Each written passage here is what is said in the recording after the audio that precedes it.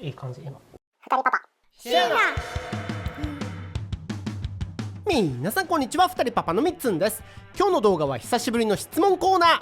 ちょっと前に皆さんからいただいた質問にお答えします。喧嘩した時の仲直り方法は、息子くんのお小遣い事情を聞きたい。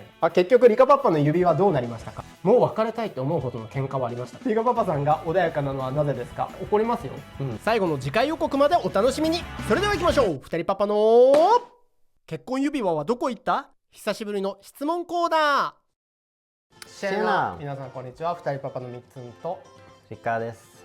ということで今日はトークをしていくんですけれども、皆さんからの質問とか、それをちょっと見ながらお返しするような感じでちょっとやりたいと思いますが、年が明けるとスウェーデンではセムラが出てくるということで、今日はセムラをご用意しました。でも実はこの撮影中は12月なのでサフランセムラです。食べ方いろいろあるね。そうね、どうやって食べるか問題あるよね、セムラの。僕はこのままで、結構みつパパはこの蓋にクリームをつけて、普通はマンデルマスターっていうアーモンドのペーストなんですけど、違うものが入ってる。美味しいね。あ、よかった。これちょっとお酒入ってる。ラムレーズン、作ってふやかしてペーストにしました。息子くんはだからヌテラにしてた。これはさすがに息子くん食べられないので。結構大人の味だね。甘くない？でもおいしい。本当？もう始まりましょう。もう始まりましょう。食べながらでもいいので、ちょっとテンポよくいきたいと思います。今日は二人パパ喧嘩した時の仲直り方法は、これ結構似たような質問多かったです。あまり喧嘩しないね。沸点は低いかも。だからちょっと時間を置くっていうのがいいかな。時間を置くと冷静になるから、それについて話せるっていうことはあるかもしれない。そうね。あとはその時にはすぐ解決できない問題はっていうのもあるから、お互いの気持ちも含めて、だからそれは時間を置いて、またそしたらなんかこう気にならなくなったとか、いつの間にか解決してたとか、あとは改めて時間を置いたら話し合うことができたってことはそうですね。あるね。で次、北欧は日照時間が少なく鬱になりやすいと聞きますが、何か対策されてますか？僕？あなたはここで生まれたからあんまりないよね。全然うつとかまあでもここで生まれた人でもなる人多いんだけど、僕とかやっぱ日本人の方とか、あとやっぱ肌の色がちょっとこう暗めの人っていうのはやっぱりメラニンが多いので、ビタミン D が作りにくくて、このエリアだと結構鬱になりやすいのは本当に生物学的にあるんですけど、僕はだからビタミン最近 D、ビタミン D はね子供もよく取るし、ビタミン D は本当に大事なので取ってます、サプリメント。あとは最近はマルチビタミンを取ってます。ちょっと風邪ひきにくくなったかなって感じがしてます。じゃあずっと気になっていた息子くんのお小遣い事情を聞きたいです。あげてないよね？彼自分のお金は持ってる。誰かにもらったとかね。そうね。結構クリスマスにおばあちゃんにもらうとか、お正月もらったでしょ。お年玉ももらったね。入学祝いでもらったとか、今年の春だったら、それはなんか食金セールをします。その話はもうした。なんかほとんどセールをしますけど、自分のなんか使ってもいいお金もありますね。それはあなたが喋ってたんだよね。それ知らなかったんだけど、なんか今こんだけお金があるから全部は使わずにセーブするのと使っていいやつと分けるねみたいな。自分の使えるお金はゲームとかそれ買っても、特にだから月額いくらとかも決まってないし、それもない。6歳の男の子育ててます。旦那さんが息子にお手上げでなかなか遊びません。なんと声をかけたらいい？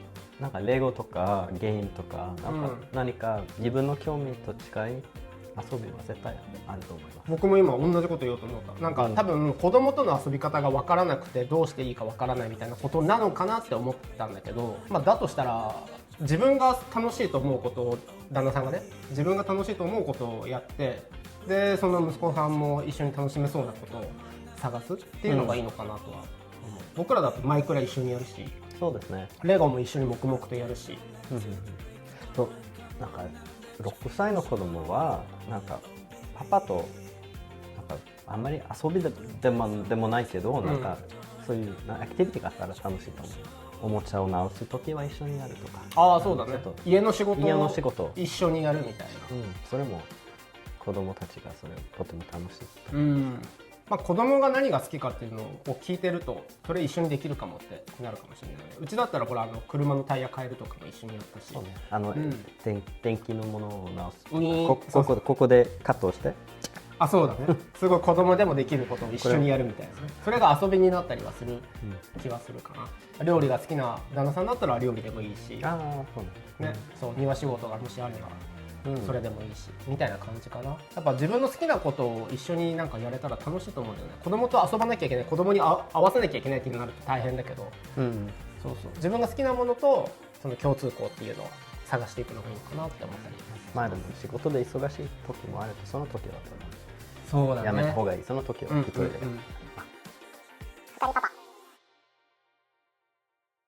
じゃあ次トイトレってどうしましたか？トイレは寒くて行きたがりません。トイレトレーニング覚えてる？なんか大変だったっけ？大変ではなかった。なんか日本でそれを始めそうだね、じゃない。ああ、日本行ってた時だった気がする、ちょうどなんかトイレトレーニングのパンツが向こうの方が日本の方がいっぱい種類があって、そうあとトイレが寒くて行きたがりませんは日本っぽいよね。日本こっちだとトイレ寒いことがないからあんまり関係ないかなとは思うけど、トイトレはでもなんか親がストレスしちゃうイメージがある。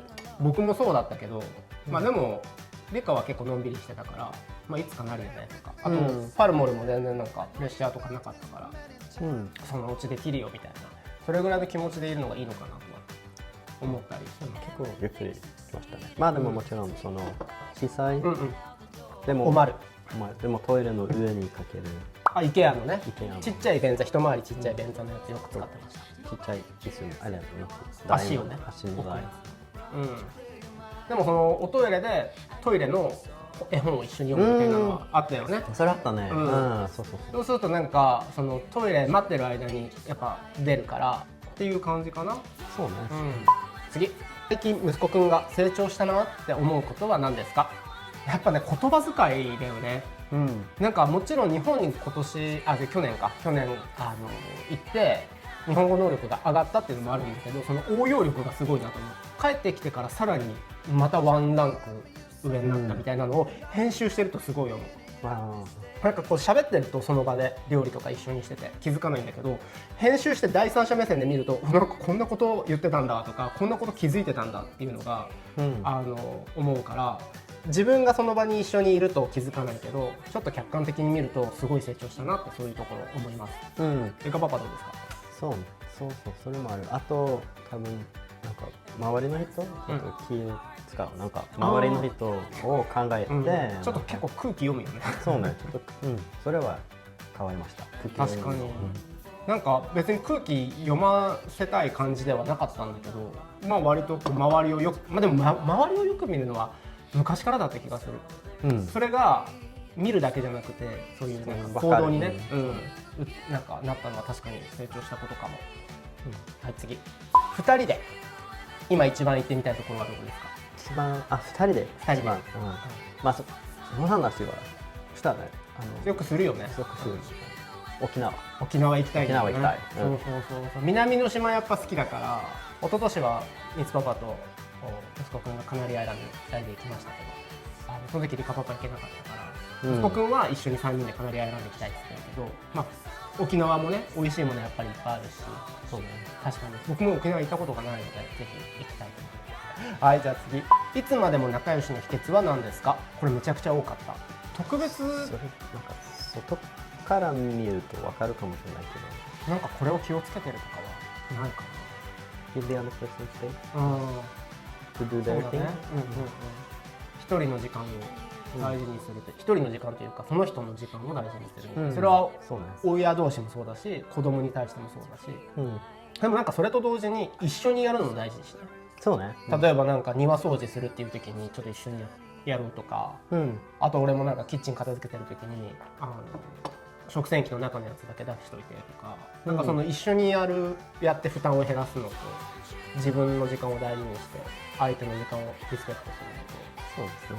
やっぱそのバランスかな。今考えるとだけどね、普段はあんまり気にしてないのかな。でも昔と考えたらなんか僕は僕の友達があったと3つの友達があった、それをあんまりそういうインビテーションだけどなんか一人で友達と遊ぶ時間がないんだ。あんまりyou're going to see this person again。 相手はコントロールできないからね。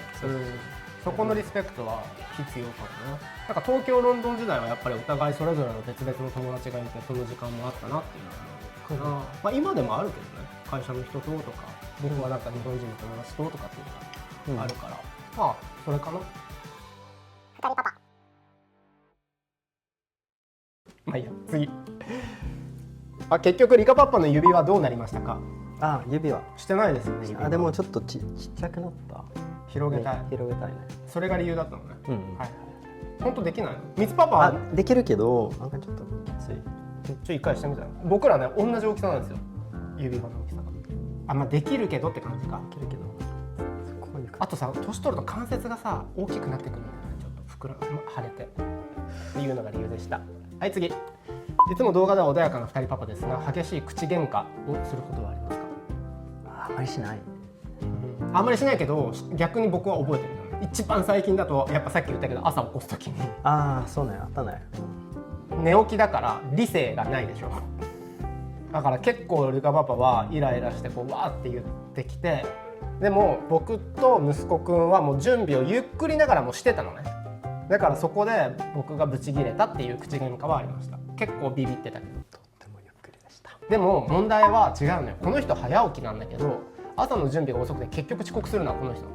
僕と息子くんは朝起きるのが寝坊しちゃうんだけど、なんだかんだ間に合う人たちみたいな、そういう違いがあります次。相手に対しての不満はどの程度伝えますか？ How much do I tell? None あまり言わないね。不満を言うんだったらやってほしいことを言うかな。そうね。例えばキッチンなんか最近俺いつも片付けてないみたいな思ったら、もう今日はやっといてって思うし、でもそれと同時に僕結構よくやるのが、洗濯回して干すの忘れるっていうのをよくやるんですよ。そうするとリカパパすっごいすぐ気づいてやってくれるから、まあそういうところでトントンだなみたいな、不満に思った時になんかあれでも相手もやってくれてるかなって考えると、その不満がちょっと、なくなるみたいな感じはあるかもしれないかな。前も言ったことあるけど何も変わらないから例えば朝のアラームスヌーズをしないで。でも最近起きるでしょ。でも朝いつも意味はよくわからないけど6時半でアラームもなくでしょ、でも6時半で起きることも1回もなかった。俺も知りたいよ。じゃあなんで起きれないのか自分でも知りたいな。はい、次。お互い好きなところを教えてください。私が好きなリカパパのところは冷静で穏やかで、知性があるところ。見た目も好きです。いつはその不満なところ、なんかこれを変えたいとか、これを返したいとか、これをやってそれはよくうまくだからストレートに伝えるってことだよね、僕はね。逆なんか教えてもらいますから、それはとてもありがとうございます。はい、トマトはなんかそのマイウェイとか自分のやりたいこととか、それはよくわかる。そうだね。それはとても。はい、次。もうすぐ1歳1ヶ月になる娘第一子。夜寝ぼけて泣いたり続けて寝ない。息子くん夜泣きあった？あんまなかったね。夜中に起きるってあんまりなかったよね。あんまりなかった。熱がある時とかそういう時だけだった気がする。と大きくなってから悪夢、そうね、夢を見てなんか起きちゃった。それ以外はないな。子供の性格にもすごいよるから、大変だろうけどね。でもなんかとにかくその分自分もママさんなのかパパさんかわからないけど、自分の睡眠も確保して自分の体調を大事にして、なんていうオーディオブックを一緒に聞くとか、なんかそういう話は聞いた。そうだね。なんか自分は眠いだけど、多分なんかオーディオブックを一緒に人の声は聞こえると、お子さんも親もなんかちょっと落ち着いて。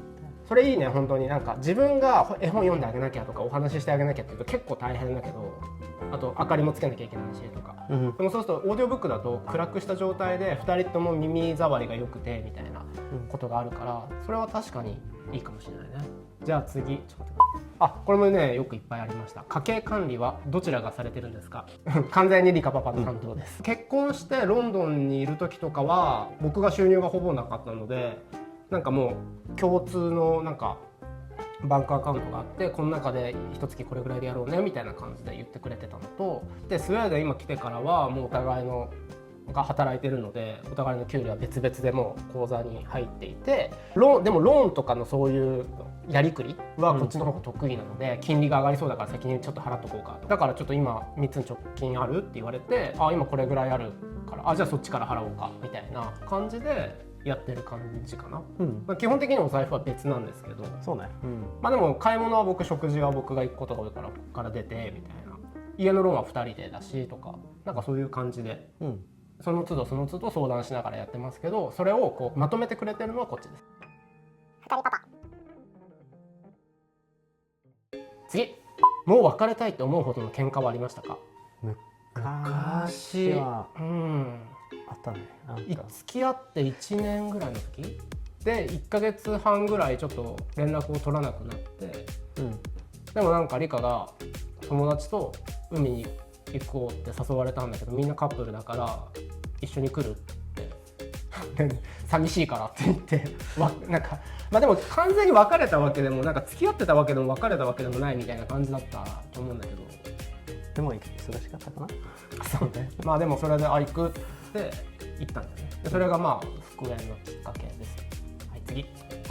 LGBTQ+ への差別や偏見をなくすためにただの一般人の私でもできることって何かありますか？まずはでも知識をやっぱり本を読んだり、ネットのなんかニュースで信頼できるものを知るっていう、まず知るっていうことが大事で、それは僕らもどんどんいつもアップデートされていくものなので、やっぱそれについていくってことがまず大事だと思います。編集室から補足です。こちらは LGBTQ+ の知識を得るためにおすすめのアカウント。難しかったりうまく言語化できなかったりする LGBTQ+ のこと、それから難しそうな法律のことについても分かりやすく説明してくれているので、こうやって言えばいいのかって僕もいつも勉強させてもらっています。1本ご紹介しますね。心は女性といえば女湯に入れるようになるんですか？これ結構 SNS で広がってしまっていますが、今です。厚生労働省が公衆浴場法や旅館業法に基づいて出した通知では、温泉などの施設では身体的な特徴に基づいて男女に分けることが明記されています。利用者が裸になるような公衆浴場では、性別適合手術を受けているかといった身体的な性別の特徴で利用できるかが分かれるんですね。トランスジェンダーではない犯罪目的の男性が心は女性だと嘘をついて信用できるようになってしまうのではと不安です。といった声もありますが、もちろん許されるはずがなく、これまでと同様に不正な行為として対処されます。不安な声が上がる背景には、性暴力や性犯罪が禁止されてきた日本の現状があると思います。ただ、そもそもトランスジェンダーに対する差別や偏見がまだまだ根強い社会で、当事者こそ周囲からどのように見られているかをよく分かっていて、当事者の多くが公衆浴場を利用したくても利用できないんですよね。手術を受けていないトランスジェンダーの人たちも同じように温泉を楽しむ権利はあるはずです。例えば、時間帯を分けての貸し切り風呂や個室風呂の提供、湯あみ着や水着で入れる混浴施設もあります。誰もが公衆浴場を楽しめる工夫も進んでほしいと思います。毎日の生活でもその普通の会話の中でなんかもし、そうなんか LGBTQ の人に関することはなんかあんまりなんて黙って隠さなくて、なんかもしそれを考えたらなんかそれを普通の会話、例えば学校子供がのタブーにしないってことそうタブーにしない、なんか子供とそれについて話してて、こういう生活こういう家族もいるからとか。そうだね。なんかその普段の生活の中で隣の人と対話ができる環境が自然にできるといいなとは思います。あとは楽しいところで言うと、Netflix のそういうクイア系のドラマを見たりとか、そういう楽しいものでもいいと思うんだよね。なんか僕はクイアアイっていうのがすごい好きだから、あれ見るとすごいめちゃくちゃ自分がなんか元気も出るし、こういう風にやっていけばいいんだ、こういう気持ちでやればいいんだっていうのを学べるので結構好きです。楽しくて。はい、次。最近は何を楽しみに生活していますか？冬で雪がいっぱいあるの、それがとても楽しい、はいはいはい。水パパはもうすぐちょっとお芝居があるので、それが結構楽しみです。はい、次。定期的に2人だけでデートに行ったりはされますか？最近行ってないね。昔はよく行ってたけど、コロナ前は、ダンスエリアンとか。ああそうね。でも2人だけの時間もあります。次。リガパパさんが穏やかなのはなぜですか？怒ったりしますか？いや、怒りますよ、僕は見たことある。でも13年15年近く一緒に今いる中でもう10回はないと思う。5回ぐらい。でもストレスがたくさんある時、仕事のストレスとか勉強のストレス、もちろんその時は怒りやすい、なんか一つの理由じゃないよね、怒る時って。もうなんかベースになんかやっぱいろんなものが溜まってて、トリガーになるぐらいの気がします。二人パパ。1歳児のママです。子供の教育で心がけているところなんですか？でもなんかうちがよく言うのはあれじゃない？なんか自信、コンフィデンス、セルフエスティーム、自尊、自立、インディペンデント。なんかこの3つができるようにっていうのは考えてるかな。それが今じゃなくて18歳になるまでにそれができる大人になるために接してあげる、教えてあげる、ガイドしてあげるっていうのが、まあ、親の役目かなとは思ってます。でも show love but don't be overprotective。ああそうね、あそれいいかも。確かに、子育てで2人がそれぞれ担当していることはありますか？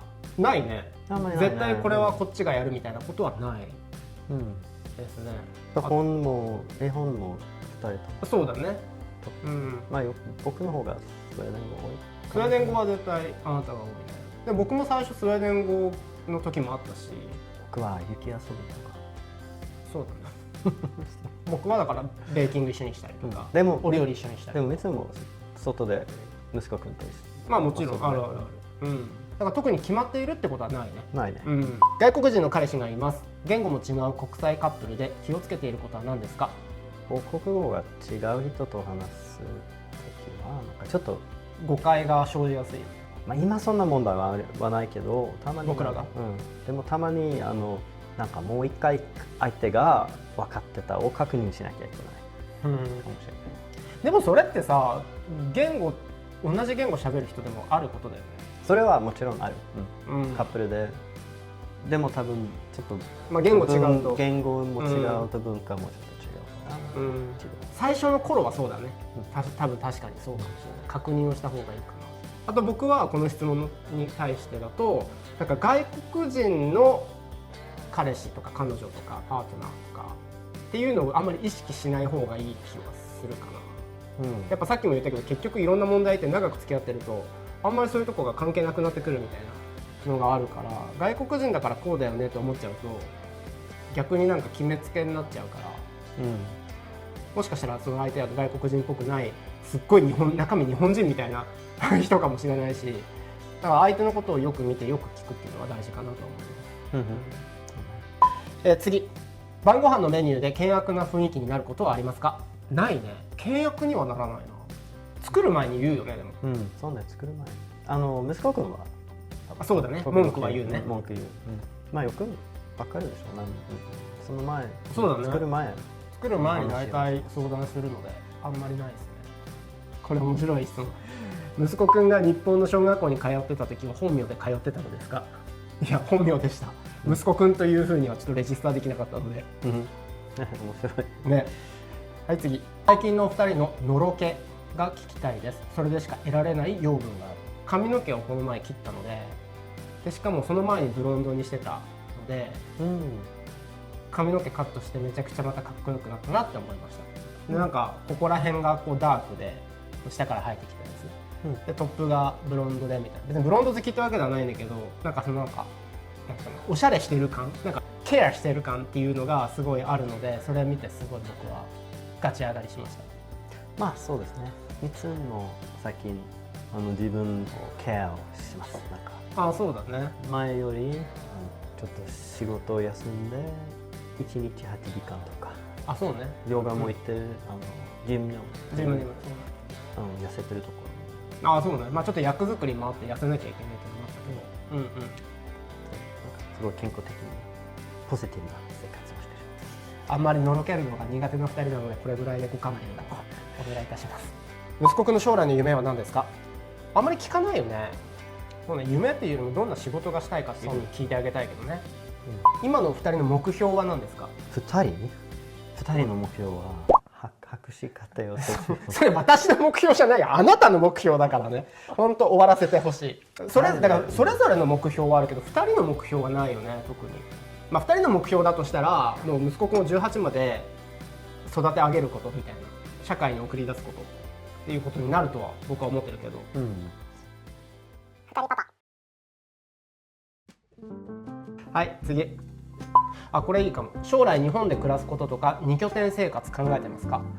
考えてるけど、結局2拠点って言っても税金をどちらかで納めなきゃいけないから、そのどっちが軸足になるかみたいなところは考えなきゃいけないと思うし、でも結局二拠点生活って言っても子供は二拠点できないから、半年こっちの学校半年こっちの学校っていうのはちょっと無理だと思うから、それは無理だなと思って、そうすると親だけが二拠点生活しちゃうと会えなくなっちゃう時期があるので、今回僕3ヶ月行くことになったんだけど、それもなんかそんなに頻繁にっていうわけにもちょっと僕もいかないので。夏休みとかでそうだね、仕事がそそれを2人カフェとしての目標にしますか、決めることをね。毎日愛を伝え合ってますか？伝え合ってないよねあまりしない言葉で。逆になんか I love you とかも言うけど、なんかの時に言ってる気がする。なんかすごい気持ちが高ぶった時とか、いいデートができた時とか、あとなんかちょっと大変だった時期が乗り越えて何か終わったとか、なんかすごいなんか気持ちがリラックスした時にふっと出てくるのがその I love you って言葉かなって思ったりします。でも毎日ではないです。これから毎日大丈夫OK、 もうこれでいいと思う。はい、ということで、すんごいいっぱいあったので面白い質問やりました。はい、ということで今日の動画はここまでとなります。本日も最後まで動画見ていただきありがとうございました。また次回の動画でお会いできるのを楽しみにしています。せーの、ヘイドー。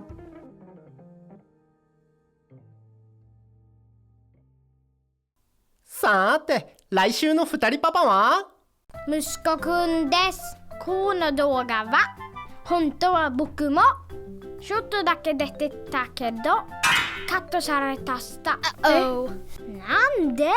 ちょっと長くなっちゃったから。そうするよ。でも今度の動画は家族旅行の動画です。ホテルに泊まったよ。スーパーも入ったよ。絶対に見てね。チャンネル登録もしてお願いします。Sten, sax, påse, vad blir det? I love you. 二人パパ。